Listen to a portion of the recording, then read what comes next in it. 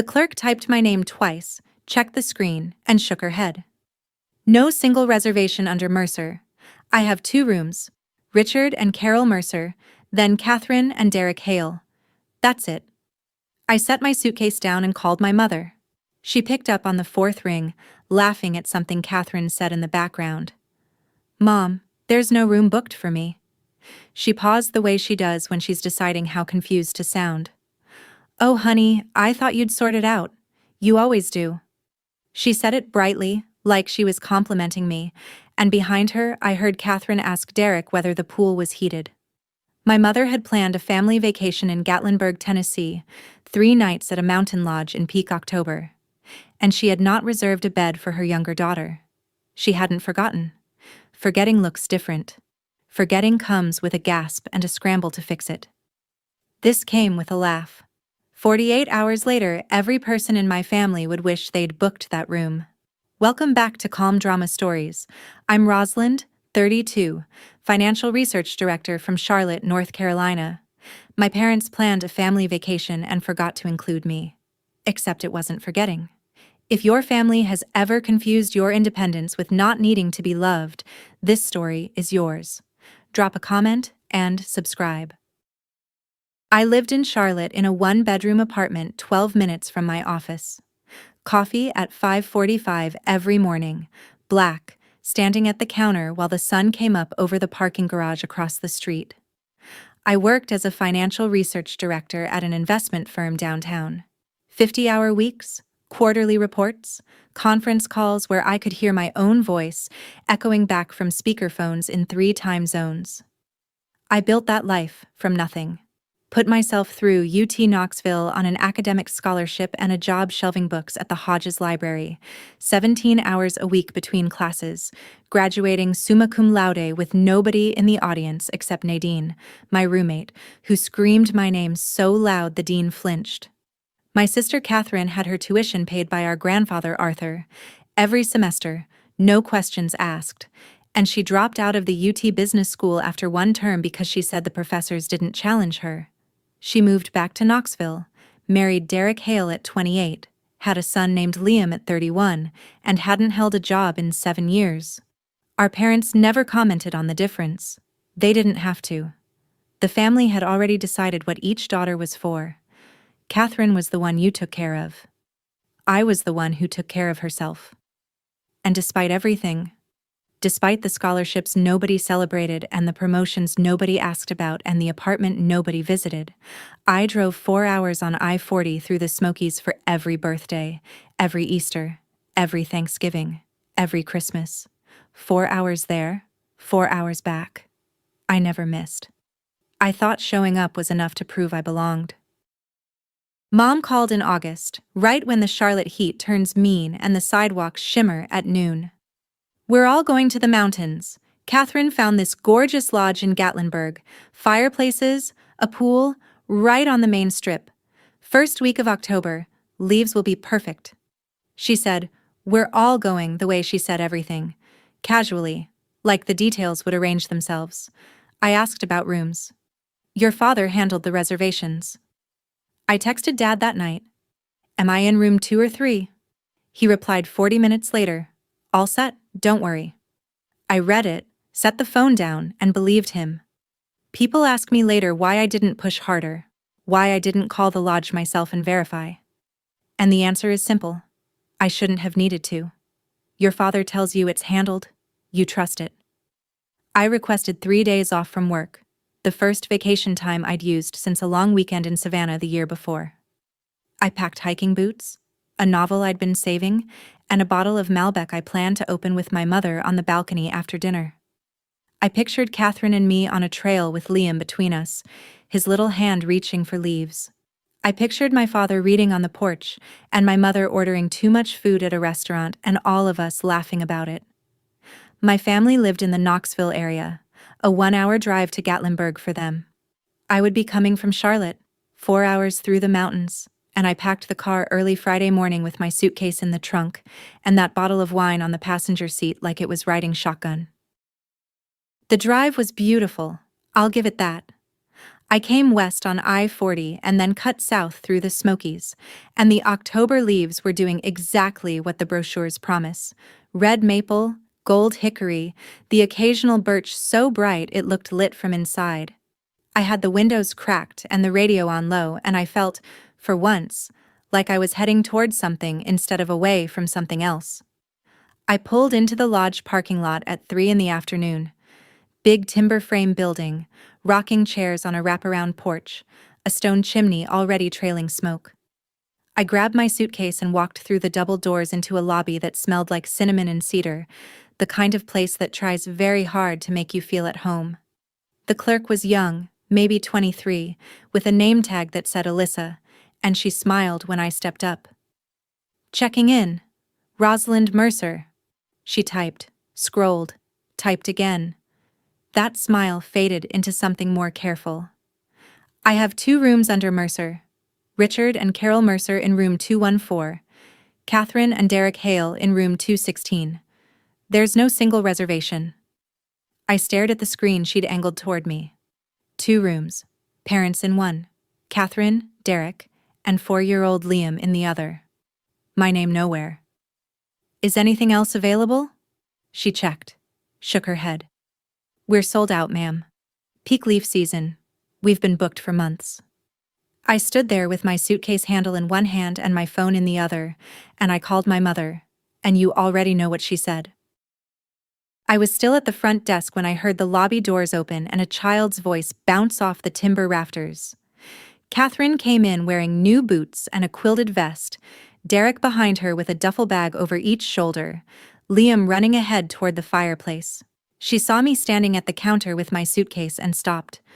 Not the way you stop when you're surprised, the way you stop when you're deciding how to play it. "What's the problem?" she said, loud enough that a family checking in at the other end of the counter turned their heads. I told her there was no room for me. She shifted Liam to her hip and looked at Derek, then back at me, and her voice carried clean across that lobby. "We reserved rooms for me, my husband, and my child. We're the real family." She said it the way you'd explain a seating chart to a caterer. Derek smirked. Not a grin, just a tilt of his mouth that said he agreed but didn't want fingerprints on it. My mother adjusted the strap of her purse and studied the stone floor like it held answers. My father stood 6 feet away, phone in hand, scrolling through something, present in body and absent in every way that counted. Other families in the lobby were watching now. A woman with 2 teenagers, an older couple by the fireplace, a clerk whose hand had frozen over the keyboard. I stood there with my suitcase handle in my right hand and a 4-hour drive settling into my bones, and my sister's words hung in that cedar-scented air like smoke from the chimney, visible, sharp, impossible to unsee. I counted nothing. I measured nothing. I stood still for a few seconds while the lobby held its breath, and I looked at Catherine, and then at my mother, and then at my father, and none of them moved. Catherine had her chin up. Carol had her eyes down. Richard had his phone out. And I understood. Not with anger, but with the cold clarity of a number that finally balances after years of not adding up, that I was standing in a room full of people who shared my last name, and not one of them had saved me a place. I picked up my suitcase. "Then I'll leave." I said it quietly, flat, the way I'd read a figure in a board meeting. No quiver, no tears. I turned and walked through the lobby, past the stone fireplace where Liam was stacking brochures, past the family with the teenagers who looked away when I passed, past the rocking chairs on the porch, and down the steps to the parking lot where my car sat with a bottle of wine still on the passenger seat. Behind me, the lobby doors opened and my mother's voice cut across the gravel. "Rosalind, don't be dramatic. We can figure something out." I didn't turn around. I set my suitcase in the trunk, got in the car, started the engine, and pulled out of the lot with my mother's figure shrinking in the rearview mirror, arms at her sides, mouth still open, standing on the porch of a lodge that had room for everyone except me. The Malbec rode shotgun again. I hadn't opened it. I hadn't opened anything. I just drove. Route 441 north through Gatlinburg is narrow and tourist thick in October, and I drove it with my hands locked at 10 and 2, and my phone buzzing on the center console like a trapped insect. Mom, Catherine, Dad, Mom again, Catherine again. I didn't answer. I didn't glance at the screen.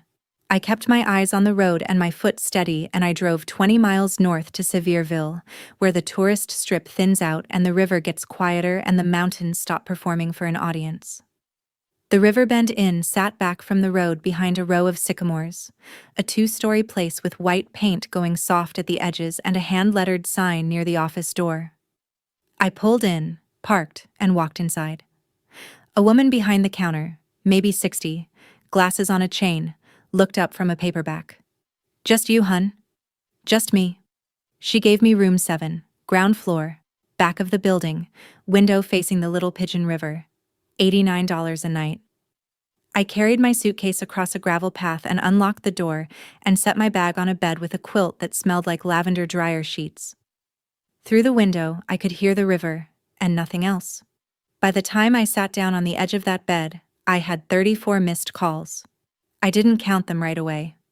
I knew because my phone showed the number on the lock screen, stacked up like a receipt for something no one had paid for.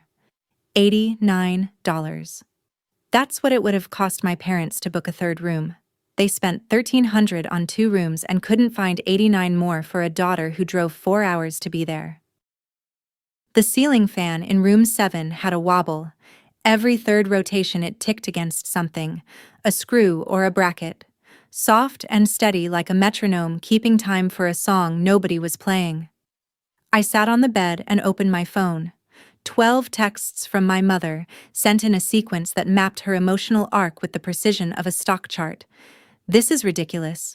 Then, "You're ruining the trip." Then, "Call me back right now." Then, "Catherine is upset." And finally, 20 minutes after the last one, "Fine, be that way." I scrolled through them twice, looking for something specific. Not an apology. I knew better than that. I was looking for awareness, a sentence that acknowledged what had happened. Something like, "We should have booked your room," or "Catherine shouldn't have said that." There was nothing. Not one line in 12 messages that placed the weight anywhere except on me, on my leaving, my drama, my refusal to come back and absorb what they'd done with a smile. I set the phone face down on the nightstand. I opened the bottle of Malbec I'd planned to share with my mother on a balcony that was never mine and poured a glass into a paper cup from the bathroom. I sat on the floor with my back against the bed and listened to that ceiling fan tick and drank wine alone in a room that cost less than my sister's new boots. The river outside kept moving in the dark. It didn't care about any of this. That was the most comforting thing I'd heard all day. But the texts weren't the worst part. That came the next morning. I sat in that inn room listening to the ceiling fan while my phone lit up like a switchboard. 34 missed calls. Not one of them was an apology.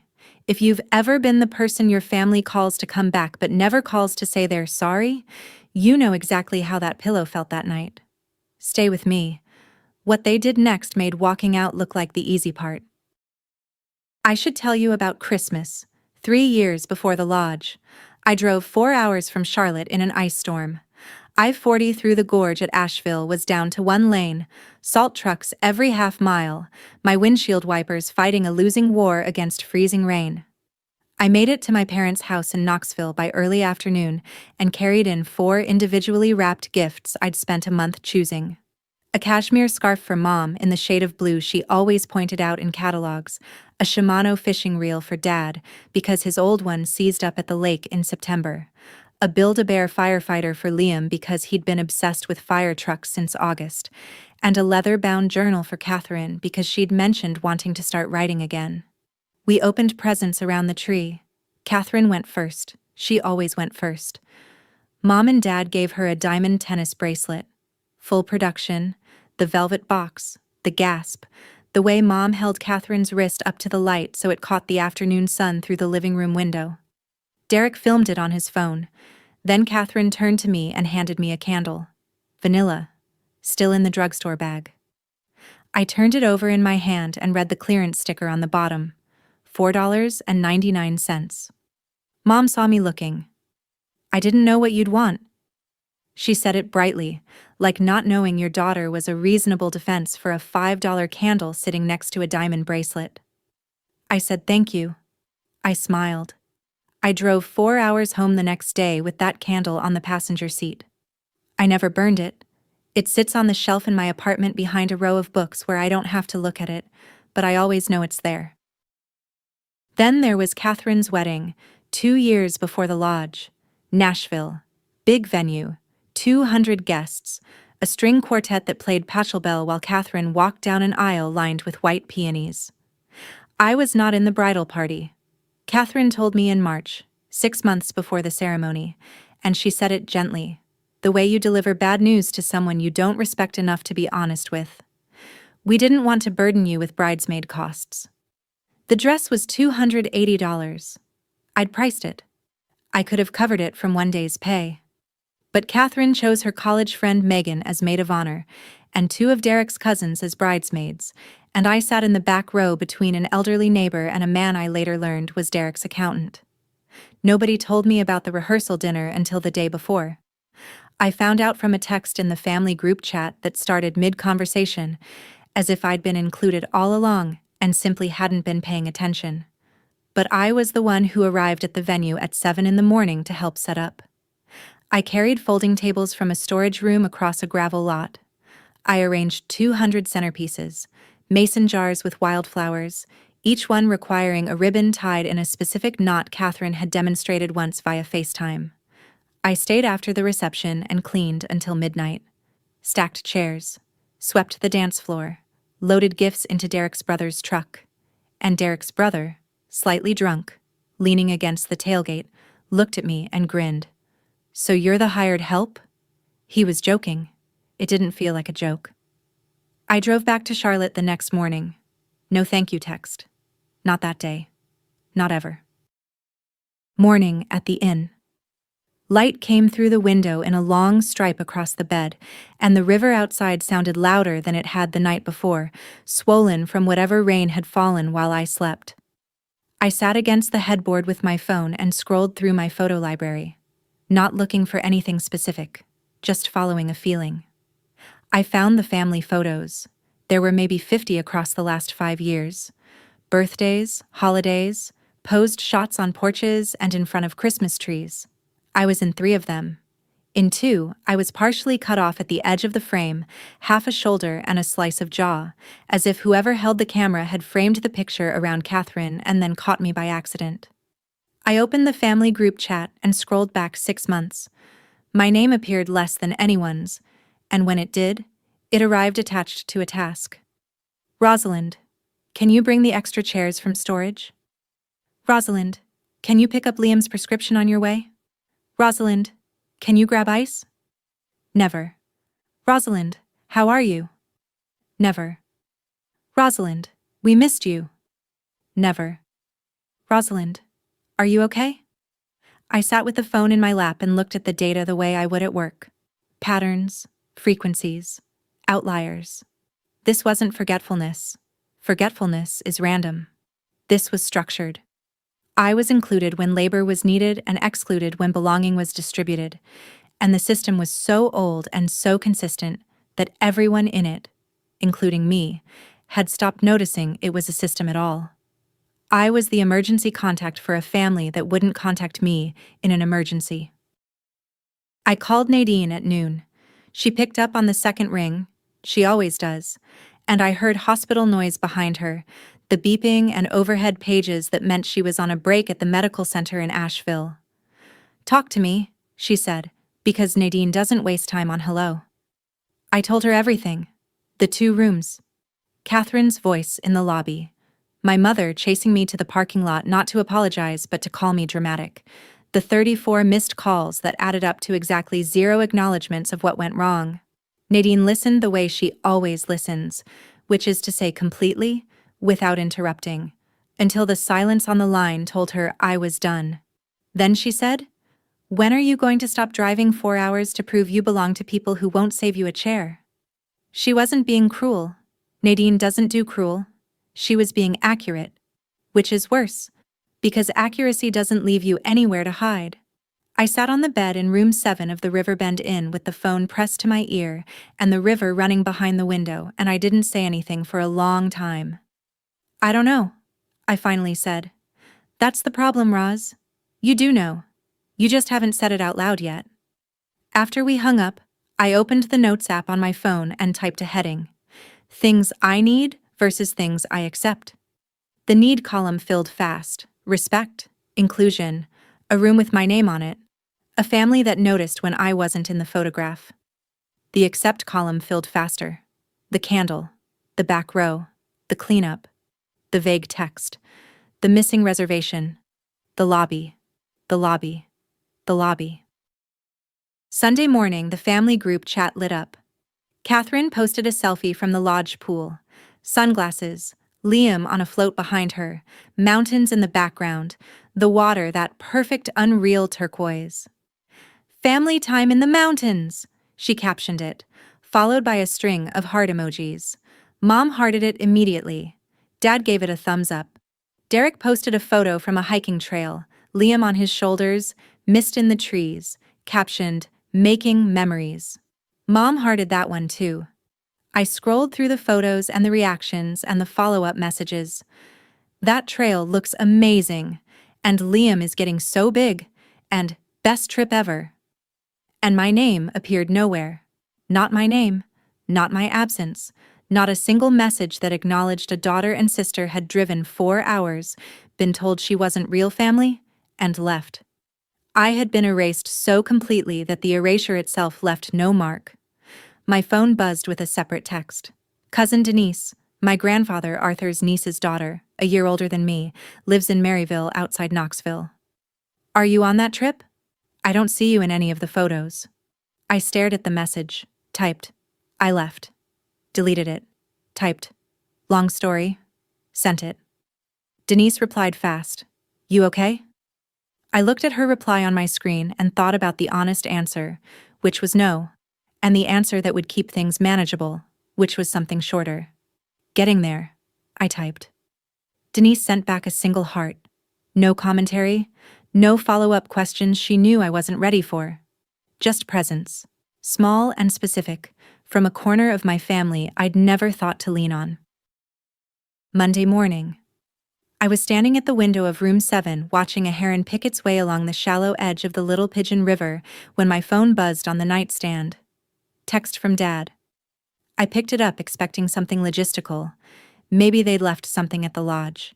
Maybe they needed me to call someone. Maybe the trip had ended early. Instead, Mom says you can share Kay's room if you come back. We shouldn't book 2 rooms for someone who doesn't even bring anyone. I read it. I read it again. I set the phone on the windowsill and looked at the heron, which had gone still. One leg raised, waiting for a fish. My father had been given the opportunity to apologize, to acknowledge what Catherine said in the lobby, to offer something that resembled regret, and instead he had reduced me to a head count. Not, we're sorry. Not, we should have planned better. Not, Catherine was out of line. My worth. 32 years of scholarships and 60-hour weeks, and 4-hour drives, and 200 centerpieces and a summa cum laude degree nobody clapped for, measured by whether I had a husband or a child to fill the other bed. Someone who doesn't even bring anyone. I picked up the phone and took a screenshot. Then I set it face down on the nightstand and stood at that window watching the heron until it caught its fish and flew. I didn't delete the text. I didn't respond to it. I kept it the way I kept the candle. Not to look at, but to remember that I wasn't making this up. That the evidence existed. That the numbers didn't lie even when the family did. I walked along the river behind the inn that afternoon. The October air had turned, cooler now, carrying the smell of wet leaves and chimney smoke from somewhere upstream. The Little Pigeon ran shallow over flat rocks, and I followed a dirt path that wound between sycamores and kept my hands in my jacket pockets, and let myself think clearly for the first time since the lobby. I didn't want an apology anymore. That realization arrived quietly, without drama, the way important things usually do. An apology from my mother would come wrapped in conditions. An apology from Catherine would come with a revision of events. An apology from my father would come 3 weeks late and addressed to the wrong injury. And any apology from any of them would do the same thing apologies had always done in my family: reset the clock. Put me back at the starting line. Give me permission to drive 4 hours again and set up the chairs and buy the gifts and stand at the edge of the photograph and wait for the next lobby. I was done. Not with anger. Anger requires energy I'd already spent. Not with revenge. Revenge requires caring about the outcome. Done the way you close a ledger that never balanced and never will, because the numbers were wrong from the beginning and no amount of recalculating changes the inputs. I would stop driving 4 hours, stop volunteering for setup and cleanup, stop answering calls from people who never once called to ask how I was doing. I would build my life from the materials I already had: the job, the apartment, Nadine, the coffee at 5:45, and I would stop carrying lumber to a house that didn't have a room for me. My phone rang. Not family. Grandpa Arthur. Someone who doesn't even bring anyone. My father typed those words and hit send. He didn't call them back. He didn't add, "I didn't mean it." If someone in your family ever made your worth conditional, not on what you've built, not on who you are, but on who stands beside you, then you already know why I stopped walking back. Stay with me. What happened at Thanksgiving changed everything. Arthur Mercer, my grandfather, was 82 years old and lived alone in a house on Norris Lake, about 30 miles north of Knoxville. He'd been alone since my grandmother Dorothy died in 2016, and he'd stayed in that house because the lake was where he fished, and the house was where he'd built the life he wanted, and Arthur Mercer did not leave places just because they got quiet. I'd expected to visit him after the Gatlinburg trip. I always did. Always drove the extra half hour from Knoxville to sit on his porch and drink his coffee and listen to him talk about walleye and weather. He'd expected me too. "Where are you, Rosie?" His voice was the same as always, gravel and patience, the voice of a man who'd spent 50 years giving orders on job sites and had learned that volume matters less than timing. I made coffee. I told him the basics. I stuck to facts. The 2 rooms, the lobby, the drive to Saviorville. No embellishment. Arthur doesn't respond to embellishment. He responds to information. When I finished, there was a long silence, and behind it I could hear the grandfather clock in his living room, the one Dorothy bought at an estate sale in 1978, and he'd never let anyone move. "Your grandmother would have left too," he said. He didn't say more than that. Arthur built a construction supply company starting in 1975 with a flatbed truck and $50 he borrowed from Dorothy's father. Grew it to 11 locations across East Tennessee, sold it in 2010 and kept the house and the truck and the fishing rod and not much else. He still drove his own truck, still caught his own trout, still made his coffee at 5 in the morning because that was when the day started, and he'd never found a reason to change it. He invited me to dinner that Saturday. "Come by yourself. Just us." I drove from Sevierville to Norris Lake, about an hour and a half, winding roads through small towns that thin out the farther you get from the tourist corridor.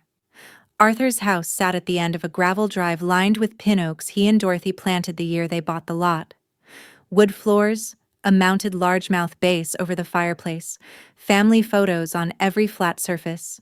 Some going back to the 1950s, black and white shots of people whose names I only half remembered. He'd caught trout that morning. 2 rainbow, pan-sized, already cleaned and resting in a cast-iron skillet on the stove. We sat at the kitchen table where he used to do payroll by hand. The same table, same chairs, the formica top worn smooth in the spot where his elbow rested. And he cooked the fish in butter and lemon, and we ate without saying much, because Arthur has never considered silence a problem.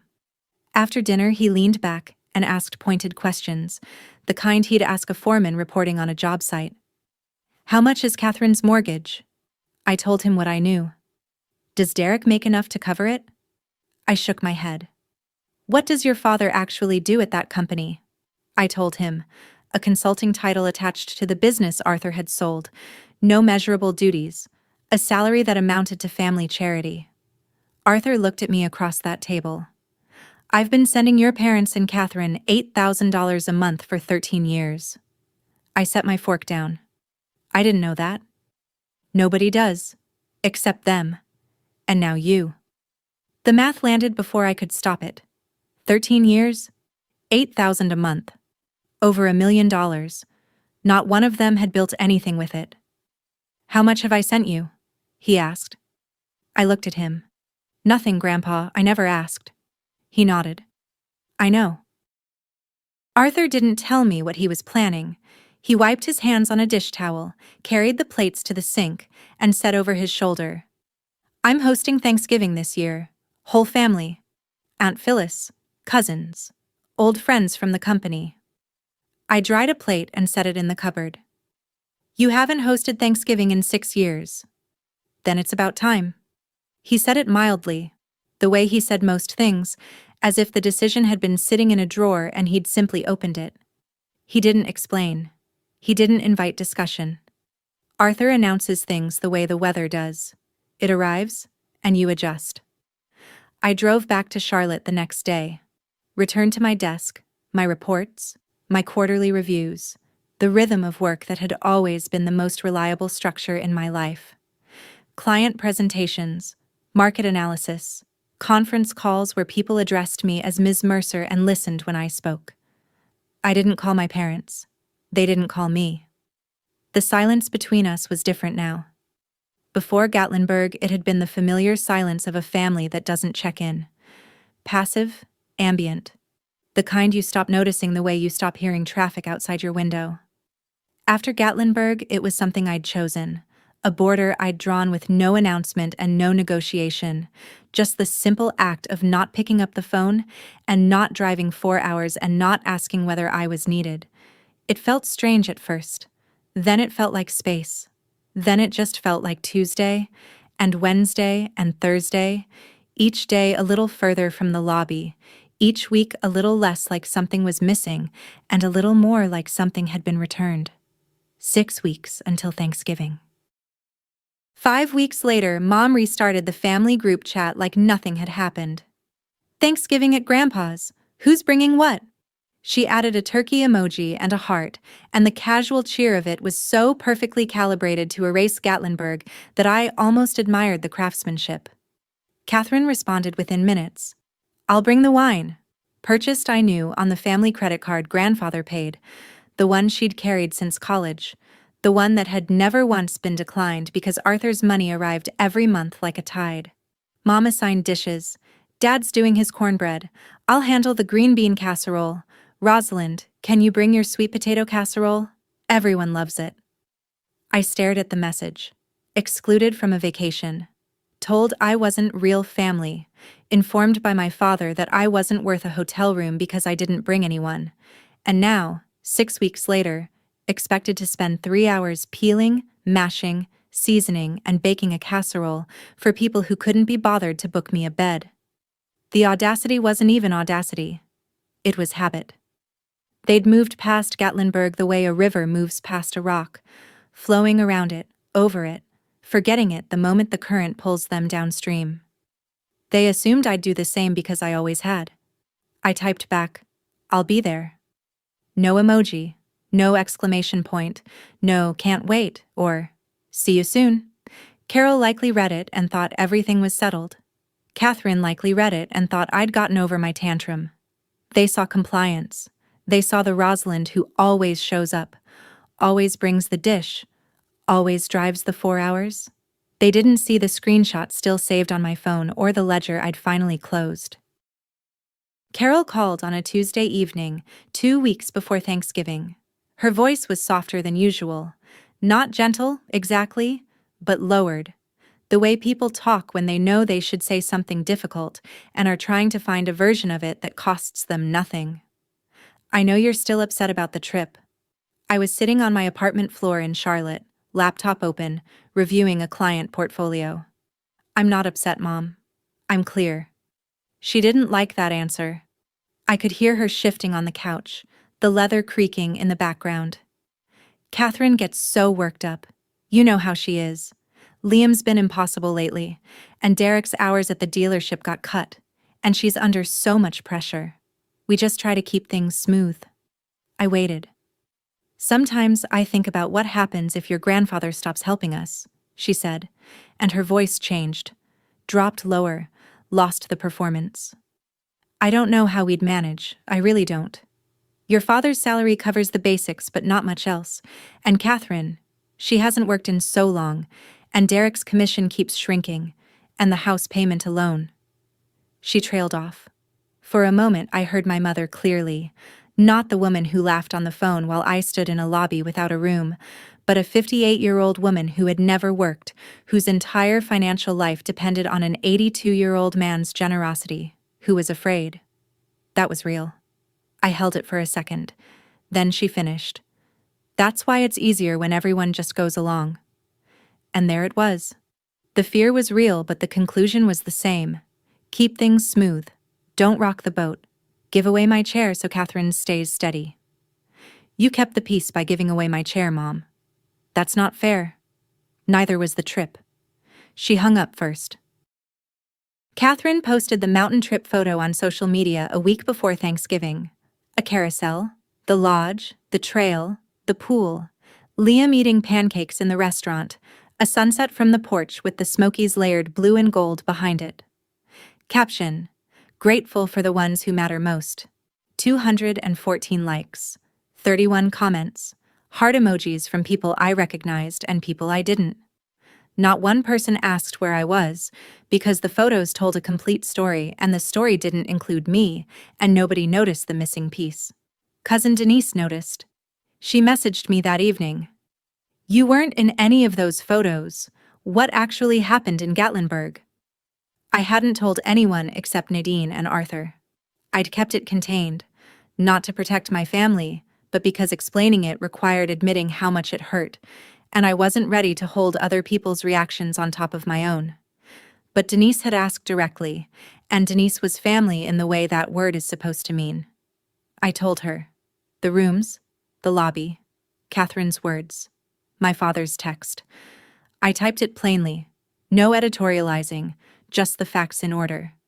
Denise's reply came in 3 separate messages, each arriving like a door being opened harder than the last. She said, "What?" Then, "In the lobby?" Then, "In front of other people?"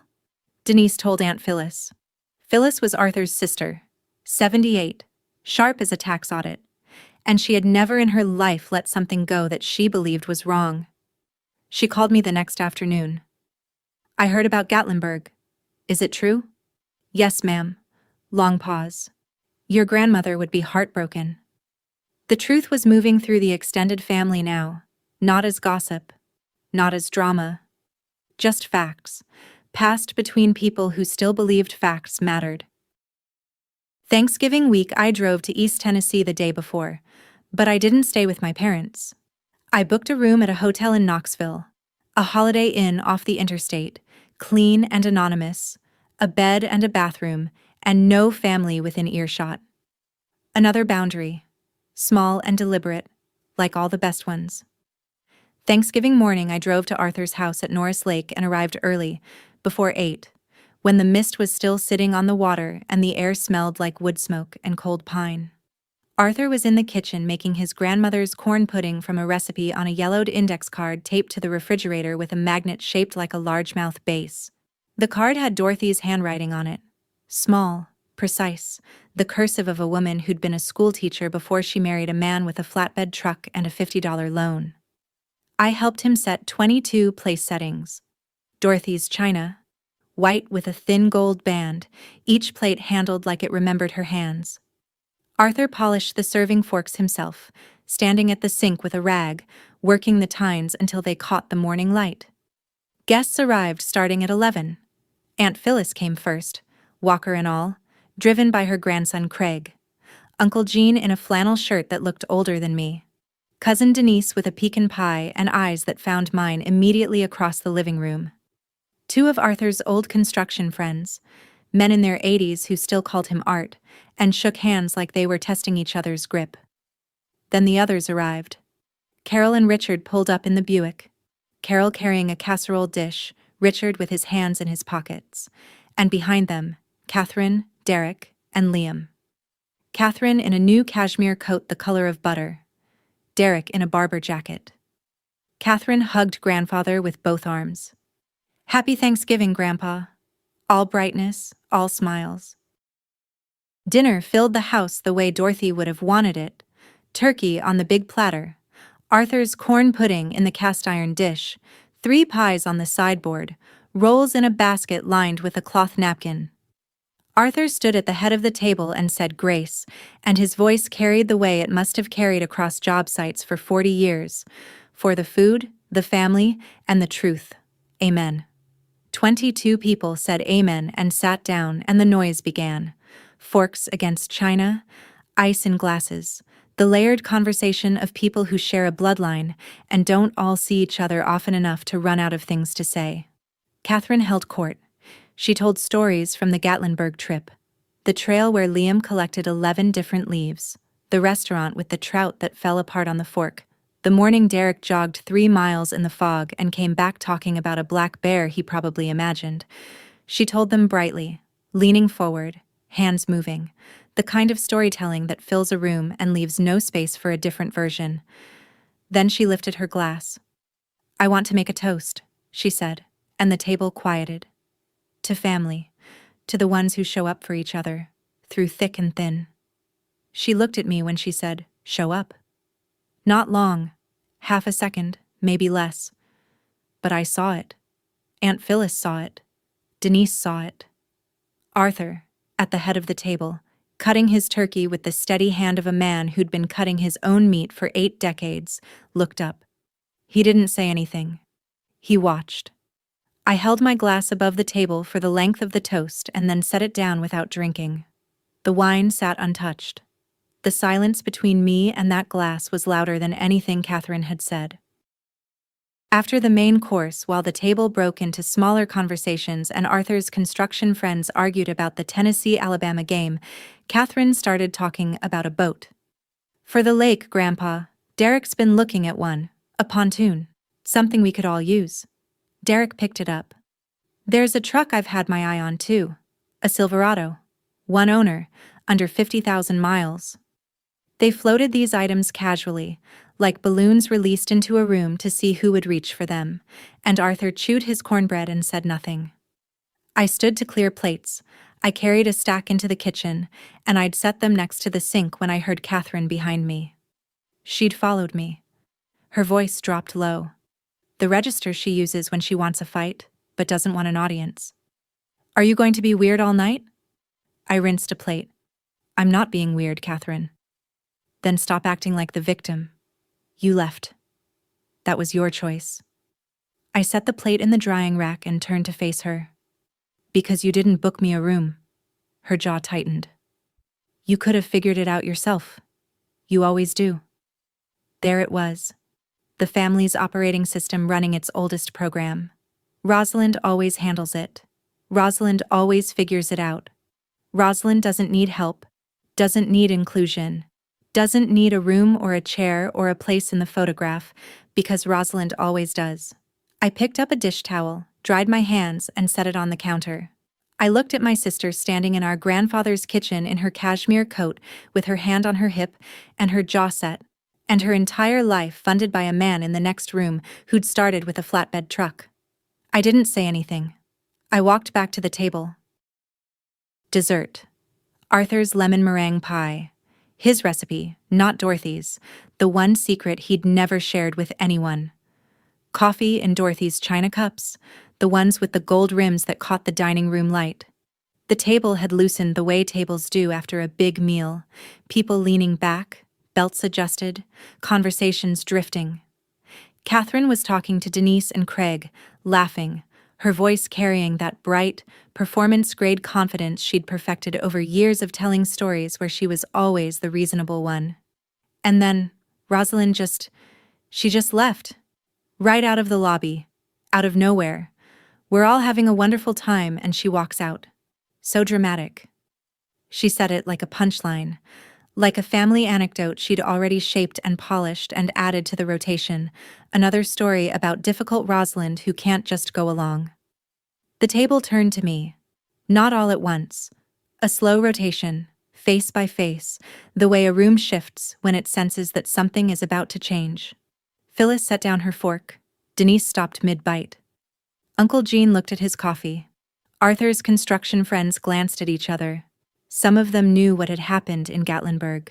Some of them had heard pieces from Denise or Phyllis. Some of them were hearing it referenced for the first time and could feel the weight of something unspoken pulling the room toward the floor. I sat with my coffee cup in my hand and 32 years of